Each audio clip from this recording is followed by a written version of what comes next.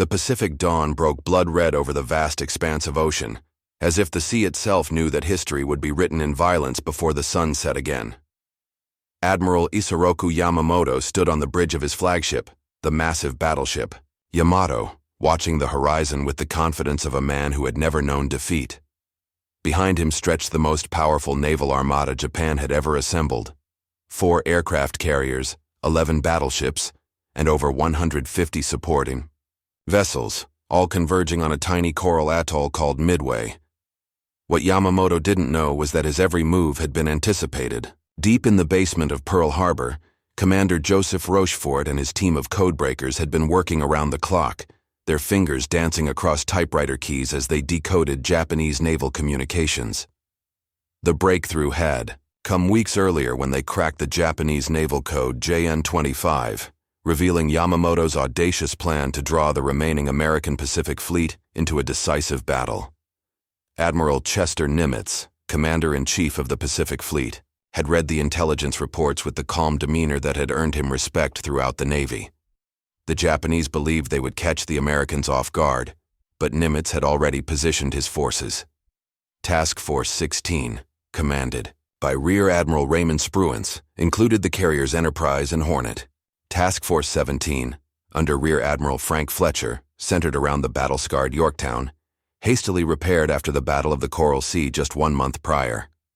According to naval historian Samuel Eliot Morrison's seminal work, History of United States Naval Operations in World War II, the American intelligence advantage was so complete that Nimitz knew not only when the Japanese would attack, but from which direction they would approach. The stage was set for what would become the most decisive naval battle in the Pacific theater. As the Japanese 1st Carrier Striking Force, the Kido Butai, approached Midway under the command of Vice Admiral Chuichi Nagumo, they carried with them the pride of the Imperial Navy.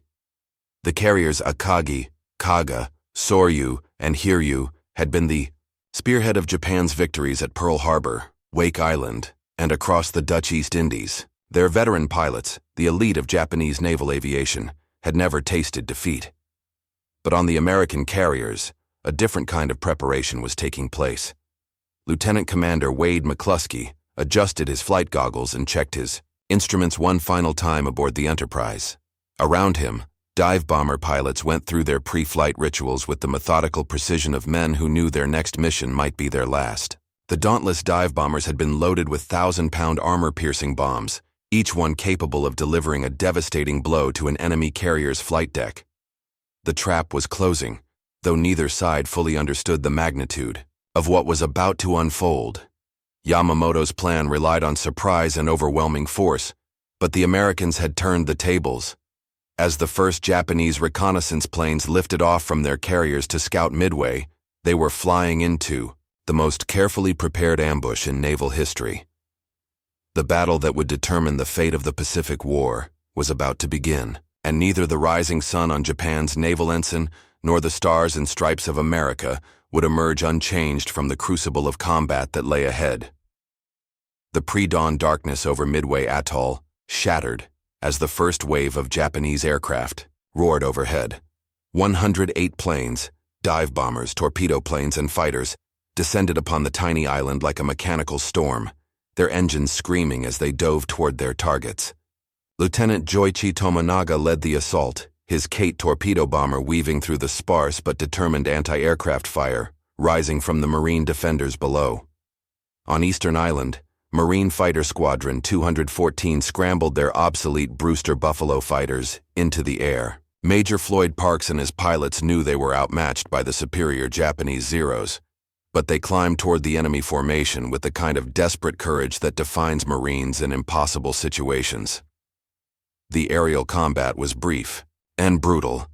Within minutes, 15 of the 26 Marine fighters had been shot down, their pilots either dead or struggling in the blue waters below.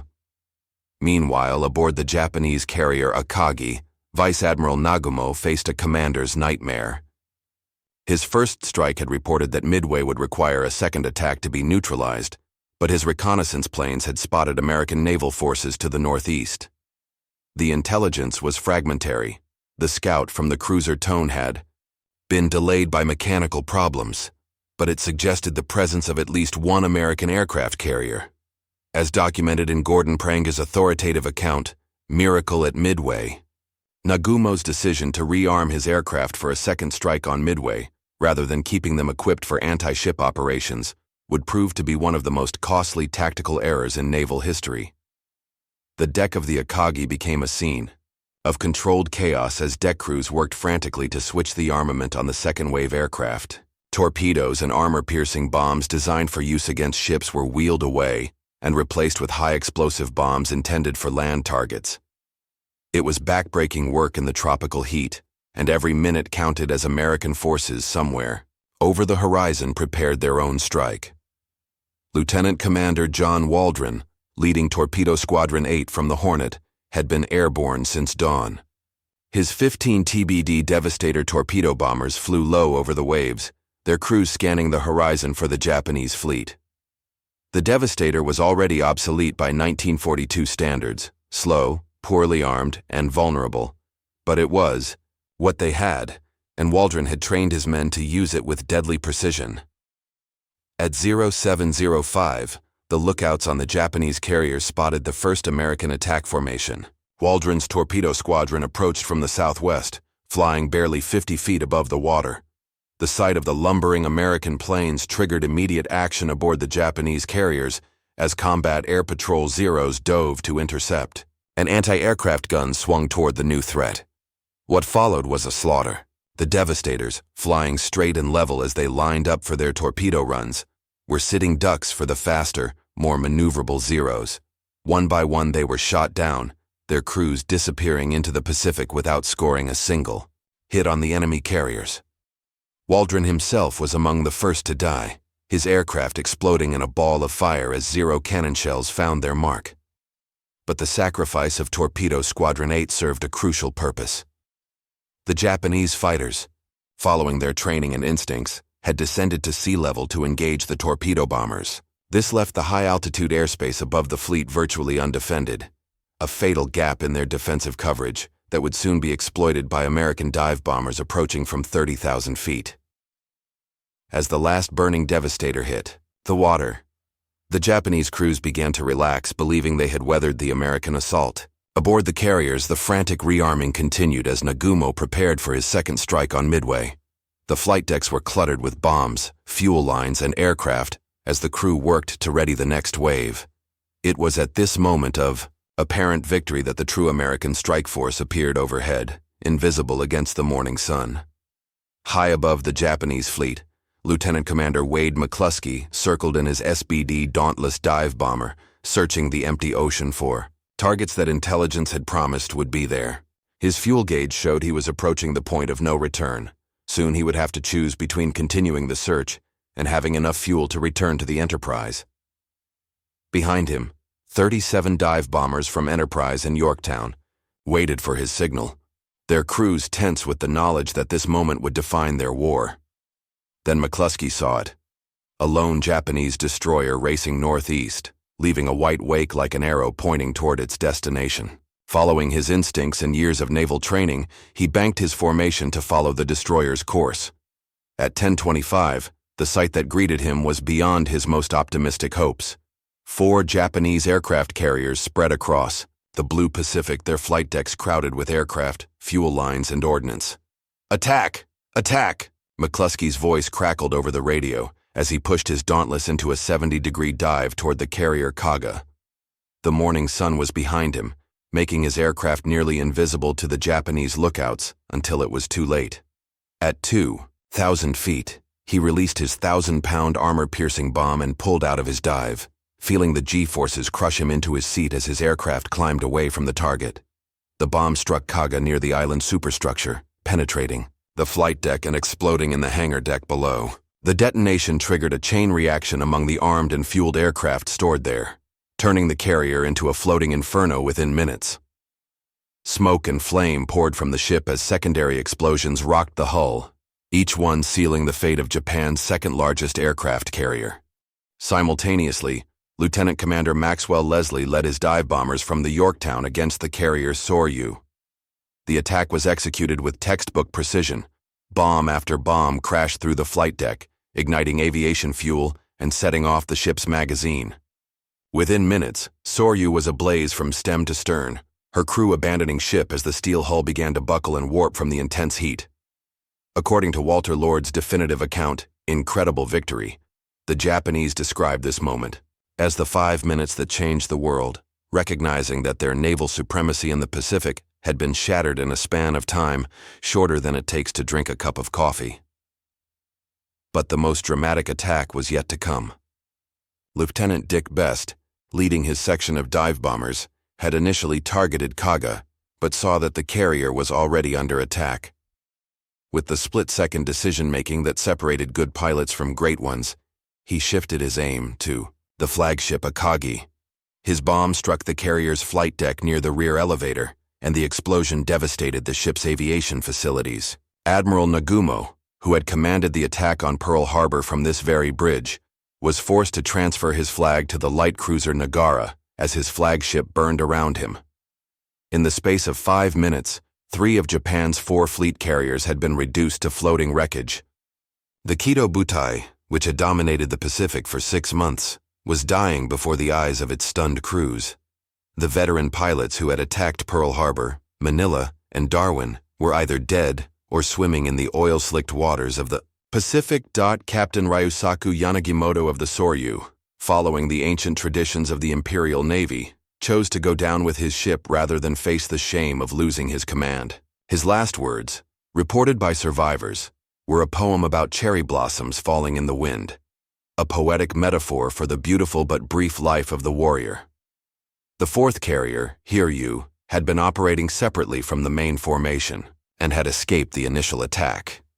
But Captain Tomeo Kaku and his crew knew they were now facing the entire American Pacific Fleet alone, carrying the honor of the Imperial Navy on their shoulders. The battle was far from over, and the Americans would soon learn that a wounded Japanese carrier could still bite back with deadly force. Captain Tomeo Kaku stood on the bridge of the Hiryu, the last operational carrier in the Japanese fleet, watching the smoke columns rising from his sister ships on the horizon. The sight that greeted him was one of unimaginable devastation. 3 of the Imperial Navy's finest carriers burning like funeral pyres on the blue Pacific. But Kaku was a product of the samurai tradition that had shaped Japanese naval culture, and he understood that honor demanded action, not despair. "Prepare for immediate launch," he ordered his flight operations officer. "All available aircraft, strike formation." The Hiryu's hangar deck came alive with controlled urgency as the surviving pilots and crew prepared for what they knew might be their final mission. Lieutenant Michio Kobayashi, the squadron leader, gathered his pilots around him for a brief conference. Their target was the American carrier that had been spotted by reconnaissance aircraft, the Yorktown, operating with Task Force 17 under Admiral Fletcher. The Japanese strike force that lifted off from Hiryu's deck at 13:30 was a shadow of the mighty formations that had terrorized the Pacific. Only 18 dive bombers and 6 fighters remained operational, but they were manned by veteran pilots who had trained for this moment their entire careers. As they climbed toward their cruising altitude, each pilot understood that they were carrying the hopes of their emperor and the honor of their fallen comrades. Meanwhile, aboard the Yorktown, damage control teams were still working to repair the injuries inflicted during the Battle of the Coral Sea 1 month earlier. The carrier had been given a hasty refit at Pearl Harbor, but she was operating at reduced capacity when the radar operators detected incoming aircraft at 24 miles. The alarm bells rang throughout the ship as Captain Elliot Buckmaster ordered his crew to general quarters. Drawing from the detailed analysis in John Lundstrom's The First Team, the Japanese attack on Yorktown demonstrated both the skill of Japan's naval aviators and the resilience of American damage control techniques that would prove crucial throughout the Pacific War. The Japanese attack was executed with the precision that had made them the terror of the Pacific. Lieutenant Kobayashi led his dive bombers down from 14,000 feet, their aircraft screaming through the American fighter cover and anti-aircraft fire. 3 bombs found their target. 1 struck the flight deck near the island superstructure, another penetrated the stack and knocked out several boilers, and a 3rd exploded in the ship's depths, causing significant structural damage. But the Yorktown was built tough, and her crew had learned hard lessons about damage control from there. Experiences in the Coral Sea. Within an hour, the engineering teams had restored power and gotten the ship moving again. The flight deck crews had cleared the debris and were preparing to resume operations when the radar screens lit up with a second wave of incoming aircraft. This time it was torpedo bombers from the Hiryu, led by Lieutenant Joichi Tominaga, who had survived the morning attack on Midway, despite taking severe damage to his aircraft. Flying barely above the wave tops, the Japanese Kate bombers approached the Yorktown from multiple directions, their torpedoes armed and ready. The American destroyer screen put up a wall of anti-aircraft fire, but the Japanese pilots pressed their attack with suicidal determination. 2 torpedoes struck the Yorktown on her port side, the explosions tearing massive holes in her hull below the waterline. The carrier began to list severely as thousands of tons of seawater poured into her compartments. Captain Buckmaster, recognizing that his ship was in mortal danger, gave the order to abandon ship.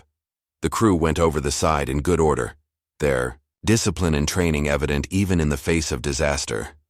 But even as the Yorktown listed and settled in the water, her aircraft were already airborne, pursuing the retreating Japanese strike force back to its source. Lieutenant Commander Maxwell Leslie, flying from the stricken carrier, followed the enemy aircraft toward the horizon where the Hiryu waited. The final act of this deadly drama was about to begin, and both sides knew that only one fleet would survive to see another dawn. The afternoon sun was beginning to sink toward the western horizon as the 2 remaining carrier forces, 1 American, 1 Japanese, maneuvered for the killing blow that would decide the fate of the Pacific War. The sun hung low in the western sky, casting long shadows across the Pacific as Lieutenant Commander Clarence Wade McCluskey prepared for his second mission of the day. This time, his target was the Hiryu, the last operational Japanese carrier, and the final symbol of the Kido Butai's once invincible power. The irony was not lost on him. The same pilot who had delivered the devastating blow to the Kaga in the Sappomai morning would now attempt to complete the destruction of Japan's carrier force. 24. Dauntless dive bombers from the Enterprise lifted off into the late afternoon sky, their engines straining as they climbed toward their attack altitude. Behind them, the smoke from the burning Japanese carriers still stained the horizon, a testament to the morning's destruction. But the war was far from over, and every pilot understood that the Hiryu remained a deadly threat as long as she could launch aircraft. Captain Tomeo Kaku watched the approaching American formation from the bridge of his carrier, knowing that this attack would determine whether his ship joined her sisters in the depths of the Pacific. The Hiryu had been maneuvering at flank speed since the morning, trying to stay ahead of the American search planes while launching her own strikes. Now, with her aircraft fuel running low and her escort scattered, she faced the enemy alone.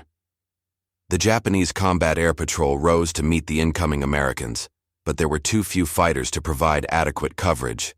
The Zeros that had dominated Pacific skies for 6 months were outnumbered and running low on fuel after a day of continuous combat. Lieutenant Yasuhiro Shigematsu, leading the defense, pressed his attack with typical Japanese courage, but his few remaining aircraft could not stop the American dive bombers, as documented in Mitsuo Fuchida and Masatake Okumiya's Midway. The battle that doomed Japan. The final attack on Hiryu marked the end of Japan's offensive capability in the Pacific and the beginning of America's long march toward Tokyo Bay. At 1700 hours, McCluskey pushed his Dauntless into its attack dive, the carrier Hiryu growing larger in his bomb sight with each passing second. The anti-aircraft fire was intense but inaccurate, the Japanese gunners struggling to track the diving aircraft against the glare of the setting sun. At 2,000 feet, McCluskey released his bomb and pulled out of his dive, feeling the familiar crushing weight of G-forces as his aircraft climbed away from the target. The bomb struck the Hiryu's flight deck near the forward elevator, penetrating deep into the ship's interior before exploding. The detonation triggered fires in the hangar deck, where aviation fuel and ammunition created a chain reaction of explosions that tore through the carrier's vitals. Within minutes, the ship was engulfed in flames, her flight operations permanently ended. But Captain Kaku was not finished fighting. Even as his ship burned around him, he ordered his remaining aircraft to launch one final strike against the American fleet. Lieutenant Toshio Hashimoto, flying a damaged Zero fighter, volunteered for what amounted to a suicide mission, a lone aircraft attack against the entire American task force. His sacrifice was typical of the Japanese warrior ethic, but it could not change the outcome of the battle. As darkness fell over the Pacific, the 4 Japanese carriers that had brought terror to Pearl Harbor lay burning or sinking in the vast ocean. The Akagi, Kaga, and Soryu had already slipped beneath the waves, taking with them hundreds of experienced pilots and crew members whose skills could never be replaced. The Hiryu continued to burn through the night, her hull glowing like a forge. Against the star-filled sky, Admiral Yamamoto, following the battle from his flagship Yamato, faced the most difficult decision of his career. The combined fleet still possessed overwhelming superiority in battleships and cruisers, but without air cover, these massive vessels were little more than floating targets. At 0255 on June 5th, he gave the order that marked the end of Japan's offensive operations in the Pacific. Retire to the west. The retreating Japanese fleet left behind not just 4 aircraft carriers, but the strategic initiative in the Pacific War.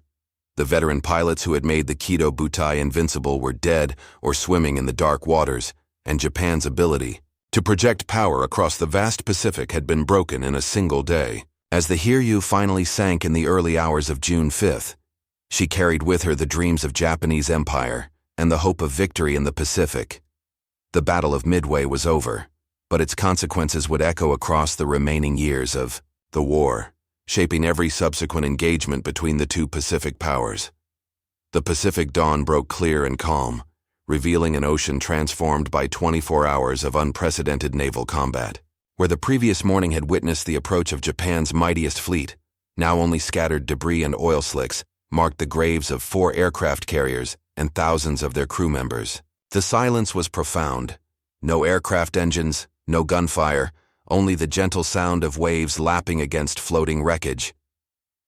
Admiral Chester Nimitz received the battle reports aboard his flagship at Pearl Harbor with the controlled satisfaction of a chess master who had anticipated his opponent's every move.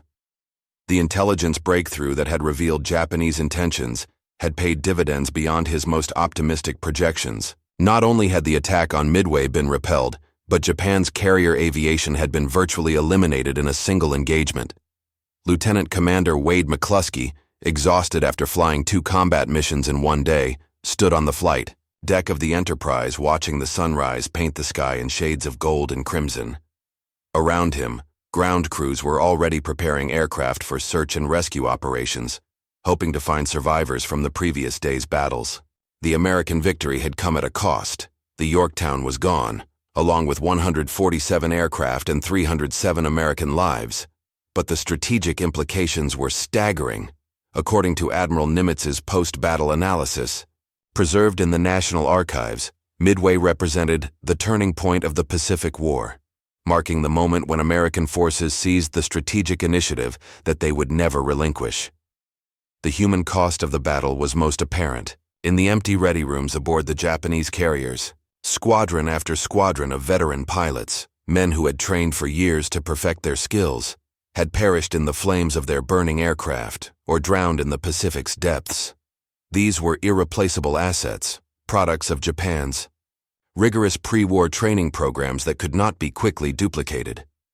The Imperial Navy had entered the battle with 268 carrier aircraft. Only 35 survived to return to Japan. Captain Tomeo Kaku of the Hiryu had chosen to go down with his ship, following the ancient traditions of Japanese naval service. His final message to the combined fleet spoke of honor preserved through sacrifice. But the strategic reality was that Japan's ability to conduct offensive operations across the Pacific had been broken. The carrier striking force that had terrorized Allied bases from Hawaii to Ceylon was finished as an effective fighting unit. The broader implications of the victory extended far beyond the immediate military situation.